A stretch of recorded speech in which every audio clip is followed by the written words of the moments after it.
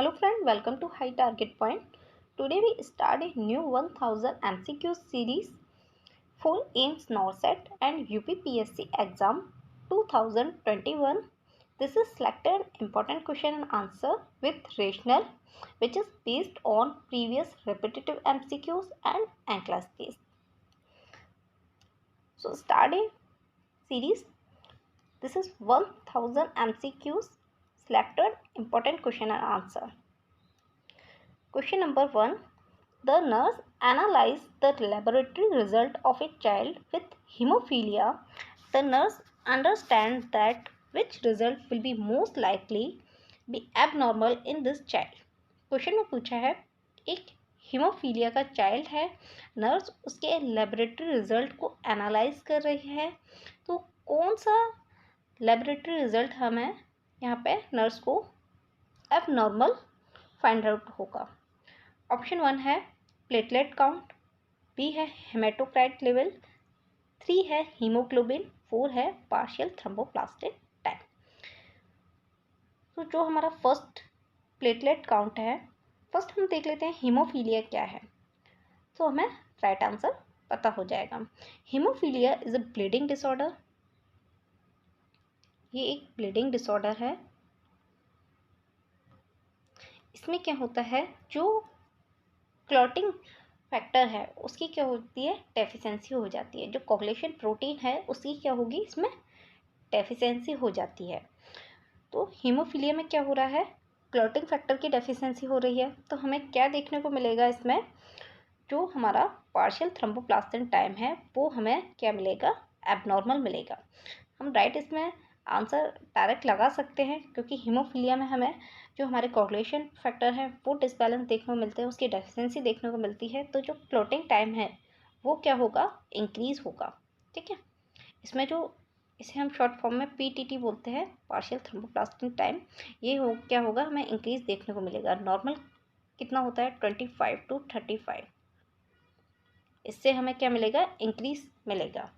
Okay, PTT को हम इससे क्या यूज़ करते हैं, इसको हम जो ब्लड क्लॉटिंग का टाइम है उसको मेज़र कर सकते हैं पार्शियल थ्रोम्बोप्लास्टिन टाइम से। ठीक है, जो प्लेटलेट काउंट है वो हमें एबनॉर्मल नहीं देखने को मिलती। नॉर्मल हमारी प्लेटलेट काउंट कितनी होती है,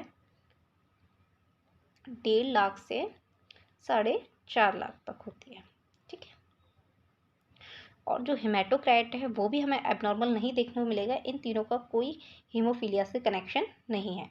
ठीक है, तो हेमेटोक्राइट नॉर्मल कितना होता है, मेल में होता है 41 to 50% और फीमेल में होता है 36 to 48%। ओके, हीमोग्लोबिन लेवल भी हमें नॉर्मल देखने को मिलता है, इसमें एबनॉर्मल नहीं मिलेगा। हीमोग्लोबिन नॉर्मल कितना होता है, 12 to 70 mg/dl। ठीक है, ये डायरेक्ट वैल्यूज़ एग्जाम में पूछी जाती है, इसलिए यहाँ पे मैंने ये पुट आउट किया है। ओके, हीमोफीलिया हमारा एक ब्लीडिंग डिसऑर्डर है, इसको हम और रीजनल में देखते हैं। Haemophilia refer to the group of bleeding disorder resulting from a deficiency of specific coagulation protein. इसमें हमें क्या देखने को मिलता है, कोगुलेशन प्रोटीन देखने को मिलती है। डायरेक्ट एग्जाम में ये भी क्वेश्चन पूछा जाता है कि हीमोफीलिया क्या है, तो एक ब्लीडिंग डिसऑर्डर है। ऑप्शन में अगर ब्लीडिंग डिसऑर्डर है तो हमारा राइट आंसर होगा, या इसमें कोगुलेशन प्रोटीन की डेफिशिएंसी हो जाती है। Result of test that measure platelet function are normal. Result of जो हमारा प्लेटलेट फंक्शन है वो हमें नॉर्मल देखने को मिलेगा। इसमें of test that measure clotting factor function में भी एबनॉर्मल। जो क्लोटिंग फैक्टर फंक्शन को मेज़र करते हैं टेस्ट, वो हमें क्या देखने को मिलेंगे, इसमें एबनॉर्मल मिलेंगे। जैसे PTT partial thromboplastin time, clotting time. ठीक है, ये हमें क्या मिलेंगे, एबनॉर्मल देखने को मिलेंगे। ओके, और abnormal laboratory result in hemophilia indicated prolonged partial thromboplastin time। मैंने इसकी टाइम ड्यूरेशन बता दी थी, इसमें क्या होगा, वो prolong हो जाएगा। ठीक है, और बाकी सब हमें क्या मिलेगा, नॉर्मल मिलेगा। हीमोफीलिया को हम किससे फिर ट्रीट कर सकते हैं, क्लोटिंग प्रमोटर देकर। ठीक है, जो भी क्लोटिंग प्रमोटर है उससे हम क्या कर सकते हैं, हीमोफीलिया को ट्रीट करते हैं। Okay, next question, The nurse monitor a 3-year-old child sign and symptom of increased ICP. After a craniotomy, the nurse planned to monitor the which early sign and symptom of increased ICP.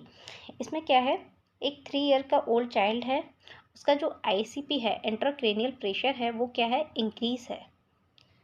Increase है, हमें कैसे पता चलेगा, हमें normal पता होना चाहिए। तो ये नॉर्मल कितना होता है, 5 to 15 mm ऑफ Hg। ठीक है, ये हमारा नॉर्मल ICP होता है। ये क्या है, यहाँ पे इंक्रीज है, क्रेनियोटॉमी हुई है उसकी, उसके बाद क्या है, बढ़ गया है। तो ICP क्या है, जो हमारी ब्रेन की आर्टरीज है उसमें क्या होता है, प्रेशर इंक्रीज हो जाता है due to increase CSF, cerebrospinal fluid. Okay, तो हमें क्या अर्ली सिम्टम पूछा है, अर्ली साइन एंड सिम्टम। यहाँ पे हमें एज पर फोकस करना है। जो हमारे जितने भी, अगर हमें कोई डिजीज़ दी है तो डिज़ीज़ के साथ हमें एज पे भी देखना है कि क्या एज इन्होंने पुट आउट की है। क्योंकि जो अगर चाइल्ड है या इन्फेंट है, उसके जो साइन एंड सिम्टम्स होते हैं वो डिफरेंट होते हैं कंपेयर टू एडल्ट। तो आपको एज पर फोकस करना है। एवरी एक क्वेश्चन पूछा जाता है कि आप ट्रीटमेंट जो देते हो वो किसके बेस पर देते हो। तो हम जो ट्रीटमेंट देते हैं वो एज के बेस पर देते हैं। तो एज हमेशा इम्पोर्टेंट रहती है। यहाँ पर 3 ईयर ओल्ड चाइल्ड दिया हुआ है। हमारा राइट आंसर होगा यहाँ इस पर वॉमिटिंग। यहाँ हमारा राइट आंसर वॉमिटिंग होगा। सबको आई नो बल्जिंग एंटीरियर फोंटानेल्स आपको लग रहा होगा कि राइट आंसर हो सकता है। यहाँ पे हमारा वॉमिटिंग होगा, क्योंकि बल्जिंग फोंटानेल्स क्यों नहीं होगा, जो हमारे फोंटानेल्स हैं वो पोस्टीरियरली कब क्लोज हो जाते हैं, 2 to 3 मंथ पर। ओके, और जो एंटीरियर फोंटानेल्स हैं वो हो जाते हैं 12 to 18 मंथ पर। ओके, इस पे क्लोज हो जाते हैं। तो 18 मंथ तक तो दोनों हमारे क्या हो रहे हैं, क्लोज हो रहे हैं। और एज क्या दी है, 3 ईयर ओल्ड चाइल्ड। फोंटानेल्स तो ऑलरेडी क्या हो गए, क्लोज हो गए। तो हमें क्या मिलेगा देखने को, अर्ली सिम्टम वॉमिटिंग। वॉमिटिंग क्यों मिलेगी, the brain also the well protect by the solid bony cranium. हमारा जो ब्रेन होता है प्रोटेक्टेड होता है सॉलिड जो बोनी क्रेनियम होती है, क्रेनियम बोन होती है, उससे हाईली ससेप्टेबल टू प्रेशर। और क्या होता है, ये हाईली ससेप्टेबल होता है प्रेशर के लिए। May accumulate within the enclose volume and pressure must remain constant within the brain. A change in the size of brain such as the occur with the edema or increased volume or intracranial blood or cerebrospinal fluid without a compensatory change leads to increased ICP। मैंने अभी बताया जो आपको ICP होता है वो किसकी वजह से होता है, CSF इंक्रीज होने की वजह से होता है। ठीक है, या उसमें फिर हमें क्या देखने को मिलेगा, ब्रेन साइज भी हो सकता है इंक्रीज हो। एडिमा हो गया, वहाँ पे फ्लूइड एक्यूमुलेट होगा तो क्या होगा, एडिमा होगा। ठीक है, CSF जाएगा, वहाँ पे एडिमा होगा। और यहाँ पे हमें वॉमिटिंग क्यों देखने को मिलेगा, हमारे उसमें क्या होता है ब्रेन में, मेडुला ऑब्लिगेंटा। ठीक है, मेडुला ऑब्लिगेंटा क्या करेगा, वहाँ पे प्रेशर की वजह से मेडुला ऑब्लिगेंटा को वो क्या करेगा, स्टिमुलेट करेगा। प्रेशर क्या होगा, ICP बढ़ रहा है, वो मेडुला ऑब्लिगेंटा को स्टिमुलेट करेगा और मेडुला ऑब्लिगेंटा क्या करेगा, वॉमिटिंग प्रोड्यूस करेगा। ठीक है, इसलिए हमें यहाँ क्या देखने को मिलेगी, वॉमिटिंग देखने को मिलेगी। Next question, an adolescent client with type 1 diabetes mellitus is admitted to the emergency department for treatment of diabetic ketoacidosis. Which assessment finding should the nurse expect to note? Very important question. इसमें पूछा है कि एक adolescent client है, इसमें उसे क्या है, टाइप 1 डायबिटीज़ मेलाइटिस है। वो इमरजेंसी डिपार्टमेंट में एडमिट हुआ है ट्रीटमेंट के लिए of diabetic ketoacidosis is a complication of type 1 diabetes mellitus. Which assessment finding should the nurse expect to note? कौन सा असेसमेंट फाइंडिंग हमें क्या करना है, नोट करना चाहिए। ऑप्शन 1 है स्वेटिंग एंड ट्रेमर, 2 है हंगर एंड हाइपरटेंशन, 3 है cold clammy and skin and irritability, fruity breathing order and decrease level of consciousness. तो हमारा पहले हम में देख लेते हैं होता क्या है। टाइप 1 डायबिटीज मेलाइटिस, 2 टाइप के होते हैं diabetes mellitus. Okay, direct question में पूछा जाता है डायबिटीज मेलाइटिस कितने टाइप के होते हैं, 2 टाइप के होते हैं। जो टाइप 1 है उसे हम इंसुलिन डिपेंडेंट डायबिटीज मेलाइटिस बोलते हैं, ठीक है। और इसे हम क्या कहते हैं, जुवेनाइल डायबिटीज मेलाइटिस। ये क्या होता है, लेस देन 20 ईयर एज में मोस्ट कॉमनली होता है, ठीक है। इसमें क्या हो जाता है, एब्सोल्यूट या कंप्लीटली डेफिशिएंसी हो जाती है इंसुलिन। इंसुलिन क्या हो जाता है, एब्सेंट हो जाता है, ठीक है। इंसुलिन एब्सेंट हो जाता है। इसमें कहीं से भी क्वेश्चन पूछ लेते हैं, सॉरी। हम टाइप 1 डायबिटीज मेलाइटिस को क्या बोलते हैं, इंसुलिन डिपेंडेंट डायबिटीज मेलाइटिस बोलते हैं। इसका और नाम क्या है, जुवेनाइल डायबिटीज मेलाइटिस है। मोस्ट कॉमन किसमें होता है, लेस देन 20 ईयर इसमें। और इसमें क्या हो जाता है, इंसुलिन की डेफिशिएंसी हो जाती है, ठीक है। और डायबिटिक कीटोएसिडोसिस क्या है, is a complication of type 1 diabetes mellitus. इसमें क्या हो जाता है, इसमें जो हमारा इंसुलिन है उसमें एब्सोल्यूट डेफिशिएंसी आ रही है टाइप 1 डायबिटीज मेलाइटिस में। तो उसकी वजह से क्या होगा, ग्लूकोज का वर्क इम्पेयर हो गया है। जो हमारा कार्बोहाइड्रेट है, फर्स्ट हमारा क्या होता है, कार्बोहाइड्रेट ब्रेक डाउन होता है, बॉडी को लगता है, फिर फैट लगता है, फिर क्या लगता है, प्रोटीन। ओके, जो हमारा कार्बोहाइड्रेट है वो क्या हो गया, ग्लूकोज तो इम्पेयर हो गया है, तो ग्लूकोज हमारी बॉडी को नहीं लग पा रहा है जितना हमें नीड थी। तो यहाँ क्या होगा, फिर उसके बाद फैट का मेटाबॉलिज्म होना स्टार्ट हो जाता है ड्यू टू इंसुलिन डेफिशिएंसी। क्यों, क्योंकि फैट क्या है, fat is second source of energy. Fat is a second source of energy. First हमारा क्या है, ग्लूकोज है, कार्बोहाइड्रेट है। सेकेंड हमारा फैट है। तो कार्बोहाइड्रेट के बाद क्या होता है, फैट का मेटाबॉलिज्म होना स्टार्ट हो जाता है। And when fat start make energy, जब फैट से क्या बनेगी, एनर्जी बनेगी, फैट का मेटाबॉलिज्म होगा, तो फैट क्या होगा, ब्रेकडाउन होगा। ब्रेकडाउन होगा, फैट ब्रेकडाउन होगा तो फैट क्या फॉर्मेशन करेगा, फैटी एसिड फॉर्मेशन करेगा, फैटी एसिड्स बनाएगा, ठीक है। तो कार्बोहाइड्रेट का हमारा क्या होता है, मेटाबॉलिज्म हो जाता है। यहाँ पे ग्लूकोज की डेफिशिएंसी हो रही है, तो सेकंड सोर्स क्या है हमारा, एनर्जी का, फैट है। तो यहाँ पे क्या होगा, फिर फैट का ब्रेकडाउन होगा, फैट का ब्रेकडाउन होगा। फैट ब्रेकडाउन होगा तो वो क्या बनाएगा, फैटी एसिड्स बनाएगा, ठीक है। फैटी एसिड्स बनाएगा और फैटी एसिड्स का फॉर्मेशन होगा, तो उस फैटी एसिड्स को जब ब्लड में फैटी एसिड्स आने लग जाते हैं उसे हम क्या बोलते हैं, डायबिटिक कीटोएसिडोसिस, ठीक है। अब इसका हमें पूछा है कि क्या असेसमेंट फाइंडिंग होगी। यहाँ पे हमें कीटोएसिडोसिस देख लिया और टाइप 1 डायबिटीज मेलाइटिस क्या होती है। इसमें हमारा राइट आंसर होगा 4, फ्रूटी ब्रीथी ऑर्डर आएगा एंड जो लेवल ऑफ कॉन्शियसनेस है वो डिक्रीज होगा। Diabetic ketoacidosis a complication of diabetes mellitus that develop when a severe insulin deficiency occur, ठीक है। Hyperglycaemia occur with diabetic ketoacidosis, sign of hyperglycaemia include fruity breathy order and a decrease level of consciousness. हमें क्या देखने को मिलेगा, इसमें Frooti breathe देखने को मिलती है और जो लेवल ऑफ कॉन्शियसनेस है वो हमें क्या मिलेगी, अल्टर मिलेगी, ठीक है।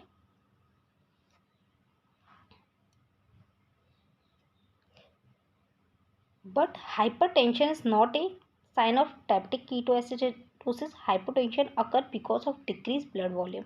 जो अदर सिम्टम हैं वो क्या हैं, डायबिटिक कीटोएसिडोसिस के नहीं हैं, इसलिए हमें ये क्या मिलेगी, देखने को नहीं मिलेगी। यहाँ पे हंगर दिया हुआ है, यहाँ पे हमें जो उसमें हमें क्या मिलता है, पॉलीयूरिया, पॉलीडिप्सिया, पॉलीफेजिया, ठीक है। ये हमें क्या मिलता है, डायबिटीज मेलाइटिस में देखने को मिलते हैं। Okay, next question.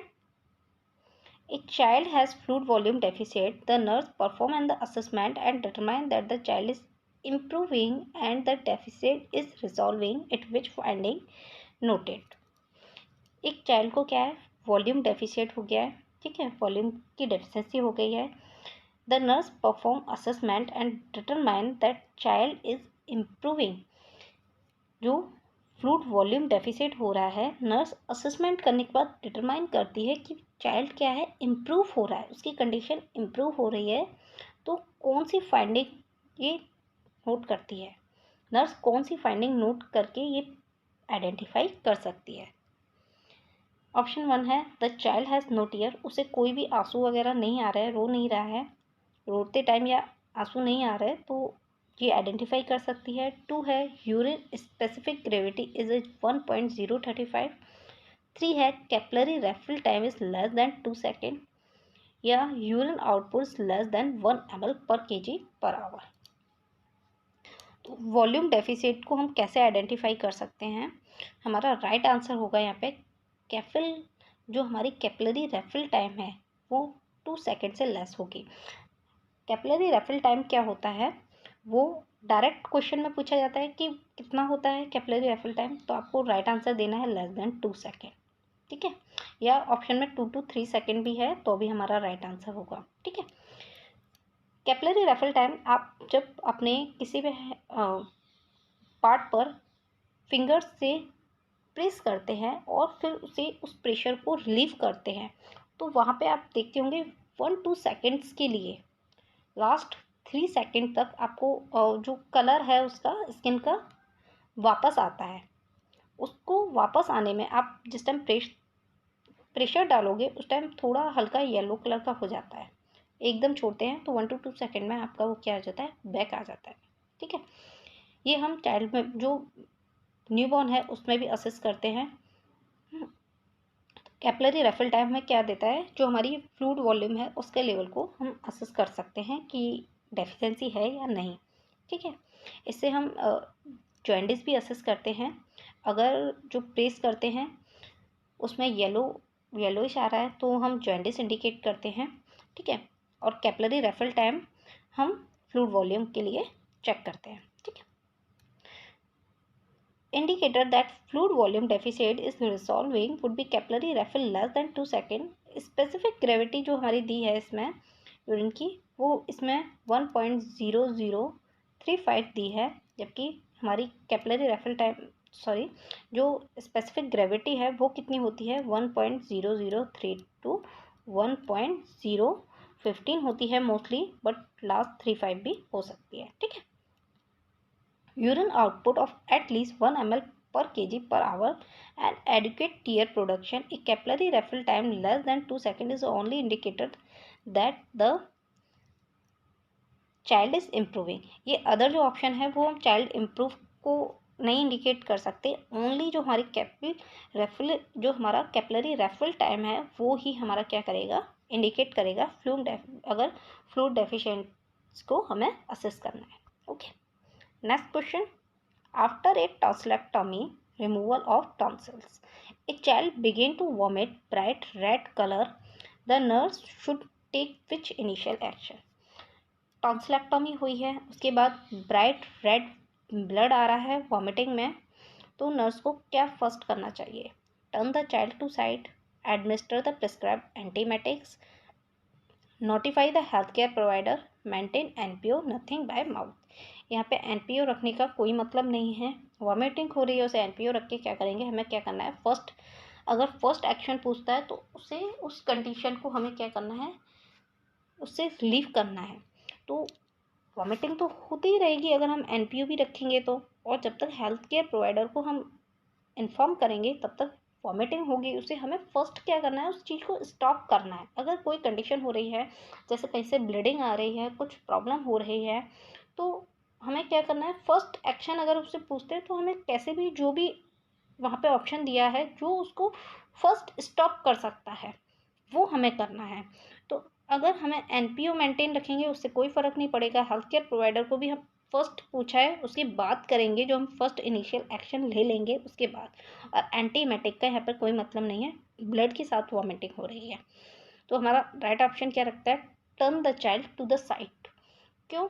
अगर हम उसको प्रिवेंट नहीं कर सकते, ब्लीडिंग को स्टॉप नहीं कर सकते, तो उस कंडीशन से उसे हार्म नहीं हो और ज़्यादा, वो हम क्या करेंगे, एक्शन परफॉर्म करेंगे। इससे हम क्या कर सकते हैं, जो ब्लीडिंग है वो क्या होगी, अंदर नहीं जाएगी, एस्पायरेशन नहीं होगा और रेस्पिरेटरी डिस्ट्रेस से हम प्रिवेंट कर सकते हैं। ठीक है, तो हमारा राइट आंसर क्या होगा, turn the child to the side. After a tonsillectomy, if bleeding occurs, the nurse immediately turn the child to the side to prevent aspiration and then notify the healthcare provider. NPO status would be maintained and the antiemetic may be prescribed. However, the initial nursing action.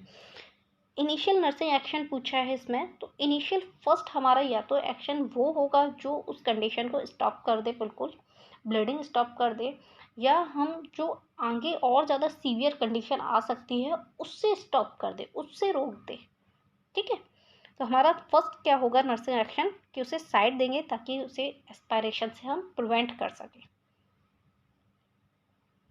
Next question, the nurse is review the laboratory result of a child with schedule of for a टॉन्सिलेक्टोमी।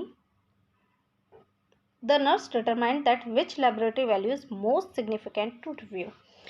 एक laboratory result review कर रही है nurse, child को क्या है, टॉन्सिलेक्टोमी हुई है, तो कौन सा लेबोरेटरी वैल्यू मोस्ट सिग्निफिकेंट होगी, creatinine level, prothrombin time, sedimentation rate या blood urea nitrogen level.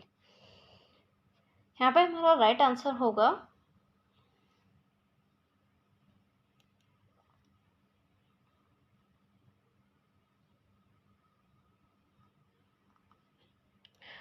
To, prothrombin time. अगर ब्लीडिंग हो रही है तो हम क्या करेंगे, वहाँ पे प्रोथ्रोम्बिन टाइम चेक करेंगे, कहीं क्लॉटिंग फैक्टर की डेफिशिएंसी तो नहीं होगी, हो सकता है कि ब्लीडिंग स्टॉप ही ना हो, और क्रिएटिनिन लेवल, सेडिमेंटेशन रेट और ब्लड यूरिया नाइट्रोजन लेवल का यहाँ पे कोई स्पेसिफिक मतलब नहीं है। A tonsillectomy is the surgical removal of tonsils because the tonsil area so vascular, postoperative bleeding is a concern. Prothrombin time, partial thromboplastin time, platelet count, hemoglobin and hematocrit, which blood cell count and urinalysis are performed protectively. ठीक है, ये सब हम क्या करते हैं, perform करते हैं। अदर्स हो सकता है ऑप्शन में प्रोथ्रोम्बिन टाइम ना देकर पार्शियल थ्रोम्बिन टाइम दिया हो, प्लेटलेट काउंट दिया हो, हीमोग्लोबिन एंड हेमेटोक्राइन दिया हो, डब्ल्यूबीसी दिया हो। डब्ल्यूबीसी क्यों करेंगे, इन्फेक्शन को आइडेंटिफाई करने के लिए, कहीं ड्यूरिंग प्रोसीजर इन्फेक्शन तो नहीं हुआ है, इन्फेक्शन को असेस करने के लिए हम डब्ल्यूबीसी करेंगे, हीमोग्लोबिन चेक करेंगे कि ज़्यादा ब्लीडिंग की वजह से एचबी तो कम नहीं हुआ है हमारा। ठीक है, इसके लिए हम ये सारे इन्वेस्टिगेशन करेंगे। क्रिएटिनिन लेवल, सेडिमेंटेशन रेट और blood urea nitrogen determine the potential for bleeding, not determine. ठीक है, ये क्या होते हैं, स्पेसिफिक नहीं है टॉन्सिलेक्टोमी के लिए। Okay, next question, the nurse is prepared to care for a child after a tonsillectomy. The nurse document on the plan for care place the child in which position. Position पूछी है, टॉन्सिलेक्टोमी के बाद हम कौन सी पोजीशन दे सकते हैं। Option 1 है supine, sideline, high Fowler या टंडरबर्ग। तो कौन सी पोजीशन देंगे हम आफ्टर टॉन्सिलेक्टोमी, वही हमारी पोजीशन रहेगी साइडलाइन। क्यों, क्योंकि अभी हमने क्वेश्चन पढ़ चुके हैं, ब्लीडिंग होने के चांसेस रह सकते हैं, साइडलाइन से हम क्या कर सकते हैं, ब्लीडिंग से एस्पायरेशन से प्रिवेंट कर सकते हैं। ठीक है, एस्पायरेशन से प्रिवेंट कर सकते हैं, for prevent aspiration give a perform a sideline position. Okay, a tonsillectomy is a surgical removal of tonsils. The child should place on the in a prone और sideline position after a surgical procedure to facilitate drainage. और उससे क्या होगा, हम aspiration से prevent कर सकते हैं और ड्रेनेज भी क्या होगा, फैसिलिटेट होगा। ठीक है, next question, after tonsillectomy the nurse review the health care provider post operative prescription, which prescription should the nurse question. Tonsillectomy हुई है,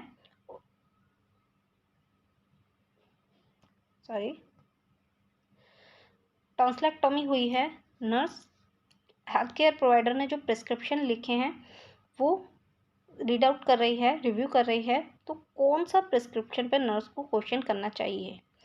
ऑप्शन 1 है monitor the bleeding, suction every 2 hour, give no milk और milk products, या 4 give clear cool liquid when the awake and alert. Right answer होगा हमारा यहाँ पे suction every 2 year. क्यों? A tonsillectomy is a surgical removal of the tonsils. After a tonsillectomy, suction equipment should be available, but suction is not performed unless there is an airway obstruction because of the risk of trauma to the surgical site.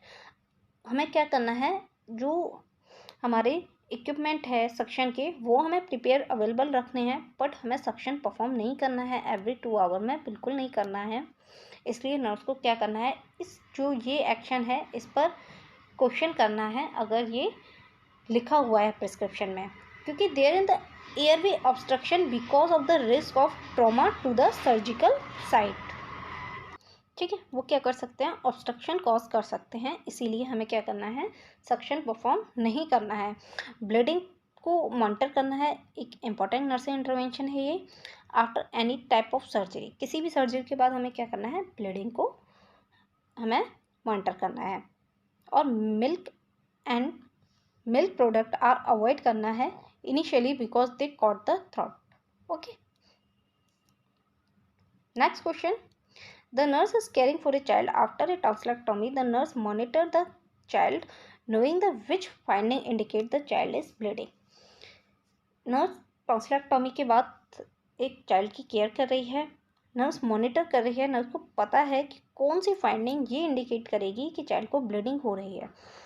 अगर internal bleeding हो रही है तो हम कैसे identify कर सकते हैं? ऑप्शन 1 है फ्रिक्वेंट स्वेलिंग, या डिक्रीज पल्स रेट, या कंप्लेन ऑफ डिस्कम्फर्ट, या एलिवेशन ऑफ ब्लड प्रेशर। ये क्वेश्चन बहुत ज़्यादा इम्पॉर्टेंट है, मोस्टली बहुत बार एग्जाम में पूछा जा चुका है। अगर यहाँ पे कंडीशन नहीं दी है, टॉन्सिलेक्टॉमी नहीं दी है, तब भी पूछा जाता है कि कौन सा हमें इसमें से ऑप्शन ये इंडिकेट करता है कि उसे पेशेंट को, क्लाइंट को इंटरनल ब्लीडिंग हो रही है। तो हमारा राइट आंसर होगा फ्रिक्वेंट सॉल्विंग। अगर वो फ्रिक्वेंट सॉल्विंग कर रहा है तो इसका मतलब क्या हो रही है, उसे इंटरनल ब्लीडिंग हो रही है, जिसको वो क्या कर रहा है, बार बार फ्रिक्वेंटली सॉल्व करने के लिए कोशिश कर रहा है। ठीक है, एक tonsillectomy is a surgical removal of tonsil, frequent solving, restlessness, fast and 3D pulse and vomiting, bright red blood are sign of bleeding. अगर हमें दिख रही है, सिंपल सी बात है, अगर हमें ब्लीडिंग दिख रही है तो हम आइडेंटिफाई कर सकते हैं कि इसको ब्लीडिंग हो रही है, बट अगर इंटरनल ब्लीडिंग हो रही है तो हम कैसे आइडेंटिफाई करेंगे? तो क्या करेगा, फ्रिक्वेंटली उस ब्लीडिंग को फॉलो करेगा। Okay, next question. The day care nurse is observe 2-year-old child and suspect that the child may have strabismus. Which observation made by the nurse indicate the presence of this condition?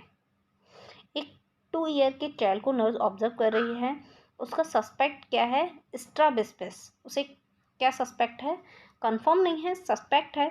तो कौन सा observation ये indicate करेगा कि ये condition present है? Strabismus क्या होता है? Strabismus is a, we can say, crossed eye. ठीक है, इसको हम क्या बोलते हैं, क्रॉस्ड आई, क्रॉस्ड आई बोलते हैं।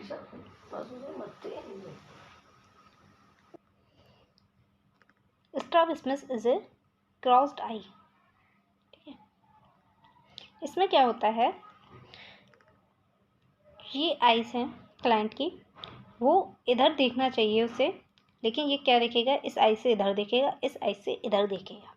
ठीक है, तो इस आई से इधर देखेगा, तो इसको जिस टाइम इसको देखना है, कोई भी पार्टिकल है अगर इसको देखना है तो इससे तो देख नहीं पा रहा, इस आई से तो उसका इधर जा रहा है, तो इसको देखने के लिए वो क्या करेगा, झुकता जाएगा, इस साइड झुकता जाएगा, जब तक वो इस पार्टिकल को देख नहीं पाएगा, क्योंकि इस साइड से तो देख नहीं पा रहा, वो इस साइड से तो इधर देख रहा है।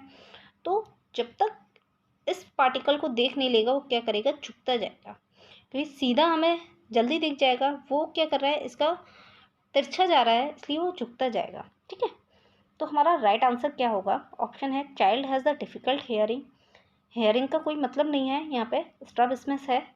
The child the consistently till the head to see, the child does not respond when the spoken, spoken का भी यहाँ पे कोई मतलब नहीं है। The child consistently turn the head to hear, यहाँ पे हेयर का कोई मतलब नहीं है। ठीक है, तो हमारा राइट आंसर क्या है 2। जब तक मैंने क्या बताया यहाँ पे, द चाइल्ड कंसिस्टेंटली कंटिन्यू क्या करेगा, वो टिल द हेड टू सी, झुकता जाएगा देखने के लिए उसे। ठीक है, हेड को टिल्ट करेगा क्योंकि उसे नॉर्मली दिखेगा नहीं। इसमें क्या होता है, can not look same direction same time consistently, हमारा जो ये है सेम टाइम सेम डायरेक्शन में हम नहीं देख सकते इसमें, स्ट्रैबिस्मस में। ठीक है, इसे स्ट्रैबिस्मस डायरेक्ट इसमें डेफिनेशन देके भी पूछा जाता है कि स्ट्रैबिस्मस क्या है। तो इसमें क्या है, वी कैन से इसमें डायरेक्ट हम बोल सकते हैं क्रॉस्ड आई, या can not look same direction same time. Okay, next question. An infant has just returned to the nursing unit after a surgical repair of a cleft lip on the right side.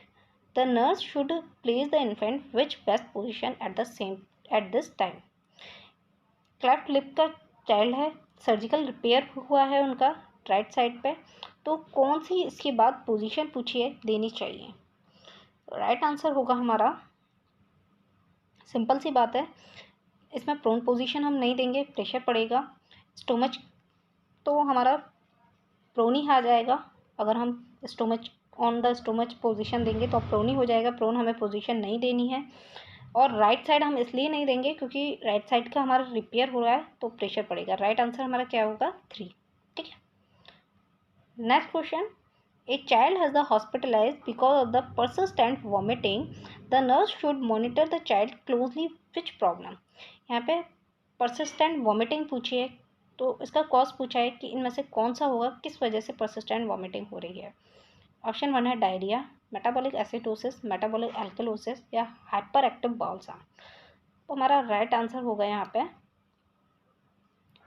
Metabolic alkalosis. Vomiting हमें क्या cause करती है, metabolic alkalosis, और diarrhoea क्या cause करता है हमारा, metabolic acidosis. Okay, तो हमारा राइट आंसर क्या होगा यहाँ पे 3।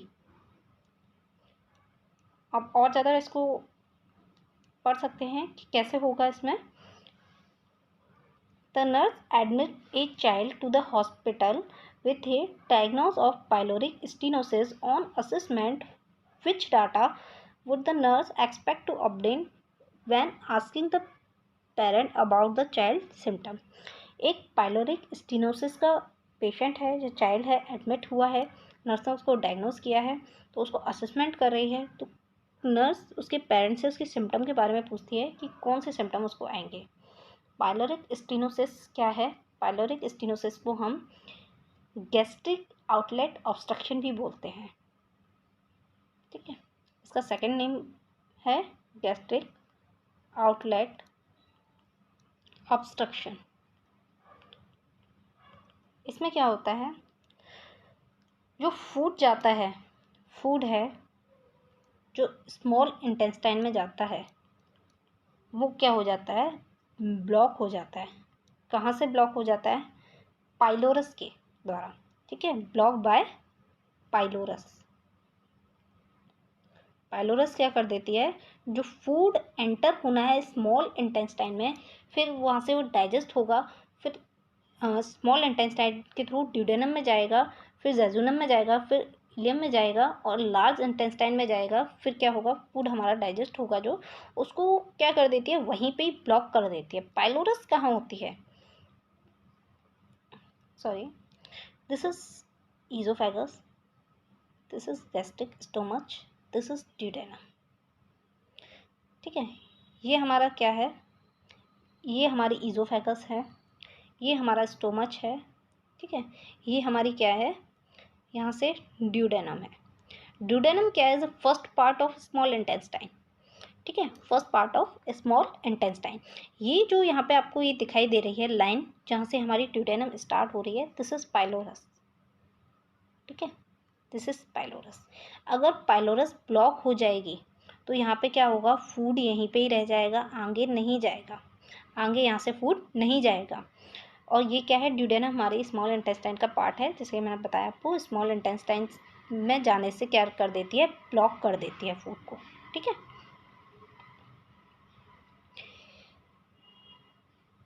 सो हमारा राइट आंसर क्या होगा यहाँ पे, उसे क्या सिम्टम्स देखने को मिलेंगे। राइट आंसर है इसका हमारा 2, प्रोजेक्टाइल वॉमिटिंग। क्यों मिलेगी प्रोजेक्टाइल वॉमिटिंग, क्यों मिलेगी, हमारा यहाँ पर ही कंटेंट रह जाएगा, ये पाइलोरस क्या हो गई है, ब्लॉक हो गई है, फूड यहाँ पर हमारा रह जाएगा, कहाँ जाएगा, आगे तो जा नहीं सकता, ब्लॉक हो गई है पाइलोरस, तो क्या आएगा, बैक आएगा, प्रेशर के साथ क्या आएगा, बैक आएगा, is a projectile vomiting. Okay, next question, the nurse provide home care instruction to the parent of a child with celiac disease. The nurse should teach the parent include which food item in the child diet. Question में पूछा है कि इसको क्या है, coeliac disease है एक patient को, तो उसके लिए फूड पूछा है कि कौन सा फूड आइटम चाइल्ड को देना चाहिए, कौन सा फूड देंगे हम सिलियक डिजीज़ में। सिलियक डिजीज़ पूछा जाता है क्या है क्वेश्चन, तो इसमें क्या होगा, जो हमारी स्मॉल इंटेस्टाइन है उसकी जो लाइनिंग्स हैं उसमें क्या हो जाएगा, या तो इन्फ्लामेशन हो जाएगा या वो क्या हो जाएंगी, डैमेज हो जाएंगी। ठीक है, वो हमें किसकी वजह से होती है, अगर फूड में हम क्या लेते हैं, ज़्यादा ग्लूटेन लेते हैं, ग्लूटेन अगर हम ज़्यादा लेते हैं उसकी वजह से हमें ये सिलियक डिजीज़ देखने को मिलती है। ग्लूटेन इसमें हमें मिलता है मोस्टली ग्रेन्स में। ठीक है, ग्रेन्स में, तो यहाँ पे हमारा राइट आंसर क्या होगा, हमें क्या देने हैं उसमें, राइस, क्योंकि इसमें क्या रहता है, ग्लूटेन एब्सेंट रहता है। ठीक है, इसमें क्या रहता है, ग्लूटेन एब्सेंट रहता है, बाकी ओटामेल, राइस, टोस्ट, व्हीट ब्रेड, इन सब में क्या रहता है आपका, ग्लूटेन मोस्टली इंक्रीज होता है, ज़्यादा मात्रा में प्रेजेंट होता है। Okay, next question, the nurse is preparing to care for a child with a diagnose of intussusception. The nurse review the child record and expect to note which sign of this disorder documented. एक nurse care कर रही है और child का क्या कर रही है, डायग्नोस कर रही है, इंटूससेप्शन है उसे, और नर्स रिव्यू कर रही है उसके रिकॉर्ड को, तो कौन सा साइन इसमें हमें नर्स को देखने को मिलेगा। वाटरी डायरिया ऑप्शन है, 2 है रिबन लाइक स्टूल, 3 है प्रोफ्यूज प्रोजेक्टाइल वॉमिटिंग, 4 है bright red blood and mucus in the stool. Intussusception में हमें क्या देखने को मिलेगा, वो जो वाटरी डायरिया है वो हमें कब देखने को मिलता है, कॉलेरा में। ठीक है, कॉलेरा में हमें क्या मिलेगा, वाटरी डायरिया देखने को मिलेगा। और जो हमारा रिबन लाइक स्टूल है वो किस में मिलेगा हमें, एक हंटिंगटन डिजीज़ में मिलता है हमें, और एक क्रॉन डिजीज़ में भी मिलता है। ठीक है, क्रॉन डिजीज़ में देखने को मिलेगा। रिबन लाइक, हंटिंगटन डिजीज़ क्या होता है, जब जो चाइल्ड होता है मकोनियम पास नहीं करता है मोर देन 48 आवर्स, या काफ़ी टाइम तक जो है स्टूल पास आउट नहीं करता है, तो उसमें हमें क्या मिलता है, हंटिंगटन डिजीज़ देखने को मिलती है, और उसमें क्या होता है, फिर स्टूल जो निकलता है वो रिबन लाइक हो जाता है। ठीक है, प्रोफ्यूज जो प्रोजेक्टाइल वॉमिटिंग है वो भी हमने देखी, पाइलोरिक स्टीनोसिस में हमें देखने को मिलती है। ठीक है, तो हमारा राइट ऑप्शन क्या बचता है, 4, bright red and mucus in the stool, जो कि हमें क्या मिलता है, इंटूससेप्शन में देखने को मिलता है। Intussusception is the telescoping of one portion of the bowel into another. ये क्या होता है, एक प्रोसीजर है इंटूससेप्शन, इसमें हम क्या करते हैं, टेलीस्कोपिंग करते हैं एक पोर्शन को, वन पोर्शन जो है बाउल का इनटू अनदर में। ठीक है, the condition result in the obstruction to passage of intestine content. इसमें क्या होता है, जो इंटेस्टाइन है उसमें ऑब्स्ट्रक्शन आ जाता है, पासिंग होने में प्रॉब्लम होती है। Child with the intussusception typically have the severe abdominal pain, और हमें क्या मिलेगा, इंटूससेप्शन में देखने को सीवियर पेन एब्डोमिनल देखने को मिलेगा, severe abdominal pen that is crampy and intermittent, causing the child to draw in the knees and the chest. Vomiting may be present but is not projectile. ठीक है, प्रेजेंट हो सकती है vomiting but projectile नहीं होगी। Projectile तो किस में होगी, पाइलोरिक स्टीनोसिस में। Okay, Bright red blood and mucus are passed through the rectum and commonly are the described the current jelly-like stool, watery diarrhea and rubber-like stool are not manifestation of this disorder. ये मैंने आपको बता दिए किस किस condition में हमें देखने को मिलते हैं. ठीक है. Next question. A 10-year-old child with the asthma is treated with acute exacerbation in the emergency department. The nurse caring for a child should monitor for which sign knowing the indicate worsening of the condition. Asthma का एक patient है, 10-year-old child है, तो कौन सी इसमें से condition indicate करती है कि एक और ज़्यादा वर्जनिंग हो रहा है? Warm, dry skin, decrease wheezing, pulse rate 90 beat per minute, respiration 18 beat per minute. तो ये जो पैरामीटर्स हैं ये तो हमारे क्या है, नॉर्मल हैं. ठीक है, नॉर्मल है, तो ये हमारे राइट आंसर हो ही नहीं सकते. हमारे पास दो ऑप्शन बचे. वार्म ड्राई स्किन भी हम वर्जनिंग कंडीशन में इंडिकेट नहीं कर सकते. हमें जो अस्थमा की कंडीशन है, हमारा राइट ऑप्शन 2 बचता है. ये हमारा राइट आंसर होगा. क्यों? अस्थमा में हमें क्या देखने को मिलता है, व्हीजिंग साउंड देखने को मिलता है. ठीक है, व्हीजिंग साउंड. अगर व्हीजिंग साउंड नहीं मिल रहा है तो उसका मतलब क्या है, वहाँ पे ऑब्स्ट्रक्शन आ गया और ज़्यादा, जिसकी वजह से व्हीजिंग साउंड भी क्या हो गया है, डिक्रीज हो गया है. तो ये क्या इंडिकेट करेगा, वर्जनिंग साइन है. ठीक है, वर्जनिंग कंडीशन को इंडिकेट करेगा अगर व्हीजिंग डिक्रीज हो रही है तो. ठीक है. Next question. A new patient express concern to the nurse regarding sudden infant death syndrome SIDS. She asked the nurse how to position her new infant and sleep. In which position should the nurse tell the parent to the place the infant? Nurse concern कर रही है एक child को, parent को, किसके regarding, sudden infant death syndrome के बारे में. SIDS बोलते हैं जिसे हम, सडन इन्फेंट डेथ सिंड्रोम. तो इससे प्रिवेंट के लिए कौन सी पोजीशन देनी चाहिए? ऑप्शन 1 है साइड और प्रोन, बैक और prone, stomach with the face turn, या back rather than on the stomach. देखो, एक छोटा सा अगर इन्फेंट है, आप उसको क्या करोगे, स्टोमच के थ्रू ऑन द स्टोमच उसे लाइन डाउन करोगे तो क्या करेगा वो, उसका हो सकता है वो सही से रेस्पिरेट नहीं कर पाए और से क्या हो जाए, सडन इन्फेंट डेथ हो जाए. ठीक है, सिंड्रोम हमें देखने को मिले. हम बैक नहीं देंगे, बैक और प्रोन नहीं देंगे पोजीशन, और यही सेम यहाँ पे आ जा रही है stomach with the turn face, तो ये दोनों ही पोजीशन हम नहीं देंगे. और हमें क्या करना है, राइट आंसर हमारा क्या होगा, back position rather than on the stomach. Back position देनी है, बैक पोजीशन देंगे तो सिंपली उसका क्या होगा, जो फेस है वो ऊपर होगा, बैक पोजीशन होगा, ऑन बैक लाइन डाउन होगा, तो उससे हमें क्या होगा, वो उसे रेस्पिरेटरी डिस्ट्रेस नहीं हो सकता. ठीक है. Next question. The clinic nurse read the result of a tuberculin skin test TST on a 3-year-old child. The result indicate the area in duration measuring 10 mm. The nurse should inspect the result as which finding. इसमें क्या है, question में पूछा है कि हम ट्यूबरक्लिन skin test करते हैं TB की कंडीशन में, तो उसमें पूछा है कि वो जो ट्यूबरक्लिन स्किन टेस्ट है उसके रिजल्ट के बाद वहाँ पे क्या होता है, एक गोला सा बन जाता है, तो वो कितने mm का हो तो हम इंडिकेट करेंगे कि वो क्या है, पॉजिटिव है. इसमें क्या करते हैं हम, प्यूरिफाइड प्रोटीन टेस्ट हम डेरिवेटेड करते हैं, वो इंसर्ट करते हैं 0.1 ml इंट्राडर्मली. ठीक है. उसके बाद हम 72 आवर्स के बाद रिज़ल्ट देखते हैं.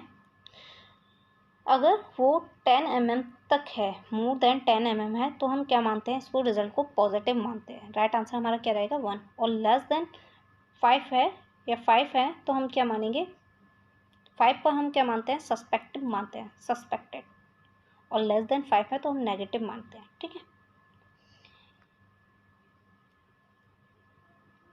इसमें अगर एक कंडीशन देकर पूछा जाता है कि इम्यूनो डेफिशिएंसी है पेशेंट को, एग्जाम्पल दे देते हैं इसमें HIV, ह्यूमन इम्यूनो वायरस, या एड्स की कंडीशन है, तब हमने ये टेस्ट किया है और रिज़ल्ट आया है 5 mm, तो क्या ये टेस्ट नेगेटिव होगा? इसमें हम मोर देन 5 आता है तब सस्पेक्टेबल मानते हैं, या 7 वी कैन से। तो अगर 5 mm तक आया है रिज़ल्ट और पेशेंट को क्या है, HIV है, तब भी ये क्या होगा, पॉजिटिव होगा। ठीक है, तब भी हम क्या मानेंगे, पॉजिटिव मानेंगे। इम्यूनोडेफिशिएंसी वायरस जो है हमारा अगर है प्रेजेंट और तब 5 mm का अगर सर्कुलेट बन रहा है, सर्कुलेशन उस पर जो राउंड बन रहा है, तब हम क्या मानेंगे, वो नॉर्मल ही मानेंगे, मतलब पॉजिटिव मानेंगे, पॉजिटिव मानेंगे। ठीक है, तब भी वैसे हम 10 mm पर मानते हैं, बट HIV की कंडीशन में हम 5 mm तक मानेंगे। बहुत बार क्वेश्चन एग्जाम में पूछा जा चुका है। Next question.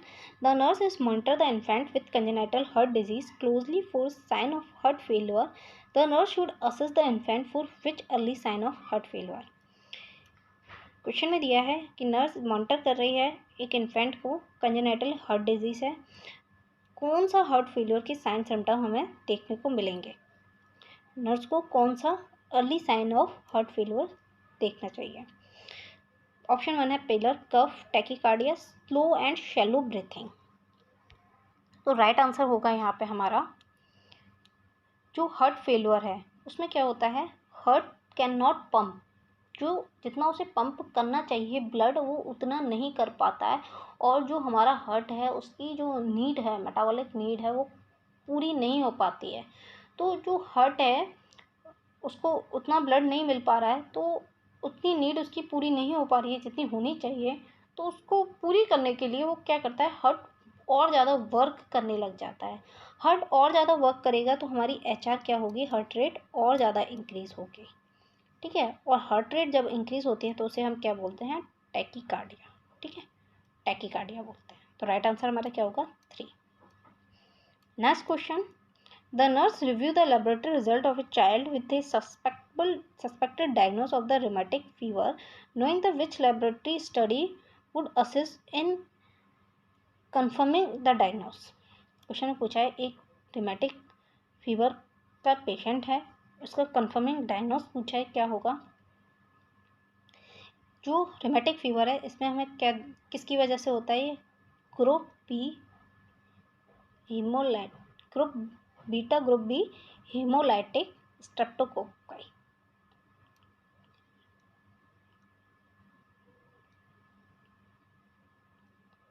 ये क्या है, इसका कॉजेटिव ऑर्गेनिज्म है रिमेटिक फीवर का। ठीक है, अब इसका कंफर्म टेस्ट क्या होगा। ऑप्शन 1 है immunoglobin, red blood cell, white blood cell, या anti stereotype O titre. Right answer क्या होगा हमारा, 4। राइट आंसर हमारा 4 होगा, एंटी स्टीरोलाइसिन ओ टाइटर। ये क्या करता है टेस्ट, ये एंटीबॉडी चेक करता है इसके अगेंस्ट है या नहीं। इसमें क्या होता है, ये एक जो हमारा स्टेरोटैक्सिन है, ये क्या है, एक सब्सटेंस है जो क्या करता है, प्रोड्यूस होता है by group B haemolytic streptococci के थ्रू। ठीक है, तो अगर ये इसके अगेंस्ट एंटीबॉडी प्रेजेंट होगी तो इसका मतलब क्या है, हमारा रिमेटिक फीवर प्रेजेंट है, क्योंकि ये कहाँ से प्रोड्यूस हो रहा है, ग्रुप बी हीमोलाइटिक स्ट्रेप्टोकोकाई से। That's clear. इसलिए हमारा कंफर्म टेस्ट क्या होगा, anti streptococci O titre. Okay, right answer is 4। Thanks for watching friends. Subscribe High Target Point for watch more videos. Press bell icon for notifications. Like and share in your friends. Thank you.